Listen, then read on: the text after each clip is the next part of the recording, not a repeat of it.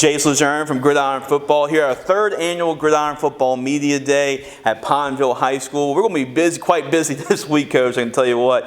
Coach Josh Harper, Marksville High School, coming in for year number 3, right? Year number 3. At your alma mater, right? Correct. So I know you're really excited for another year with the Tigers. You've been coaching for a while at Sacred Heart as well. So going into the upcoming season, Coach, what kind of overall team we should expect in the 2025 version of the Marksville Tigers? You know, anytime you come in, you get to that third year, you know, you get those younger kids who are they're adapting to the way you do things, that they're molding into what you want them to be as far as discipline-wise, character-wise, effort-wise. And man, I'm excited for this year. We have a great group of kids. We return some starters, a bunch of starters on defense. Offensively, we have some key guys back. So just the work ethic that they put in, the 7-on-7, you know, we got through with that in June, you know, had some good stuff happen there, and just really, really excited, get the pads on. You know, you can kind of feel it in the air. It's getting time. It's kind of getting a little hotter. So that means it's almost time to pad up and, you know, just anxious, really anxious to see what this team can do. I think everybody's anxious for football to start, Coach, for sure. You decided to bring 2 guys with you today, so introduce them and tell me why you decided to bring these 2 guys with you today. Kind of biased to these 2 guys. You know, last year I kind of took over the defensive group, defensive end group, and this year moving forward I'm going to coach O-line. But these are 2 of my defensive ends. Travis Palmer, going to be a senior, and Jace Warren was a first-team All-District guy last year as a defensive end.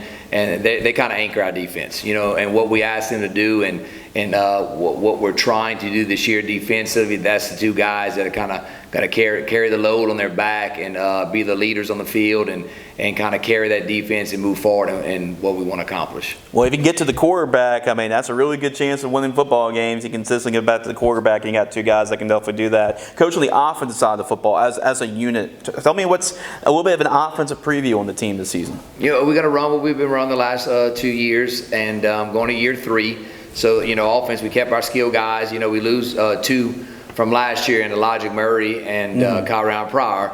But we have our quarterback back. This will be his second full year starting. He was going to start his freshman year, but got hurt in the jamboree, and being he was so young as a freshman, we kept him out that year. But last year, you could see the strides he's making to the end of the year, starting to get very, very comfortable and calling the offense, making audibles from the line of scrimmage, and running what we want to run RPO-wise. So I'm excited to see him mature as a junior and come in. He's a 2-time All-Stater in basketball, first team.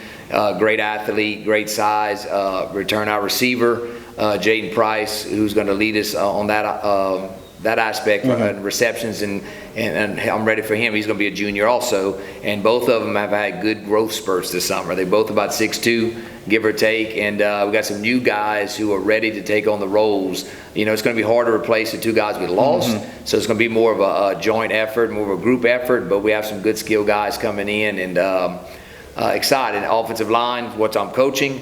We have some sophomores up there. We have a senior returner, 2 juniors and 2 sophomores. Going to be a good group to work with. They work hard, and you know, it's all I can ask them to do, just do your best. And so it's going to be fun offensive. I think we put up some points, and moving forward, led by Devin Lavalley.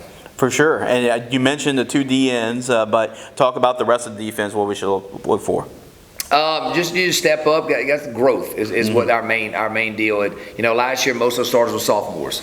We have a big junior class, so both linebackers return. You know, our DBs will be intact, and just getting comfortable with what we're trying to do. We run a 4-2-5, and we try to schematically, you know, bluff some coverages and move some guys around. And just watching them and what we've been doing in June and July, you know, in the off-season conditioning and working out and getting out there and kind of going through the stuff, you can tell that they finally have a complete grasp of what we're trying to do. So, you know, I always say this defensively: the less you have to think, the faster you play.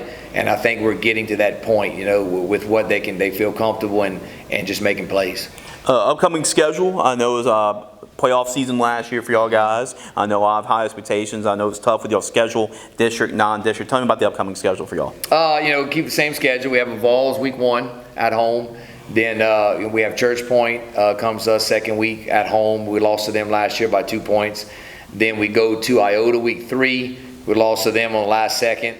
Renfro was a dude, he kind of single-handedly, drove them down with, no time left on the clock. Then we got Port Barry away, and then Oakdale at home, and then our district is loaded. You have Gina, you have Bunkie. I'm not in no particular order, just Buckeye, Vidalia, and Caldwell. So hopefully that non-district can get us ready for a tough district schedule. Yeah, very, very tough district for sure, Coach. And then last question to wrap things up is what kind of product we should be expecting this year from an overall standpoint? What kind of what? A product overall for the Tigers. I think people are going to be proud of what they see. I kind of preach to the guys that, if you're going to go out there, give me 100% effort. Every play, that's one thing you can't control. That's one thing they can control in a game. As far as mistakes are going to be made, but it's how you prepare for those mistakes. And we kind of just been talking to them.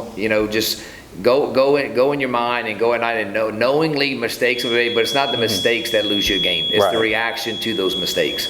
So we're building that in our culture and what we want to do this fall. So it should be a good product. I think people will be proud of what we put on the field. Absolutely, Coach. Coach, always great catching up with you. Thank you very much. And looking forward to see what the Marksville Tigers have in store. If you want more information, they're going to have an in-depth season preview in our magazine. To order, make sure you go to the website, gridironfootballusa.com.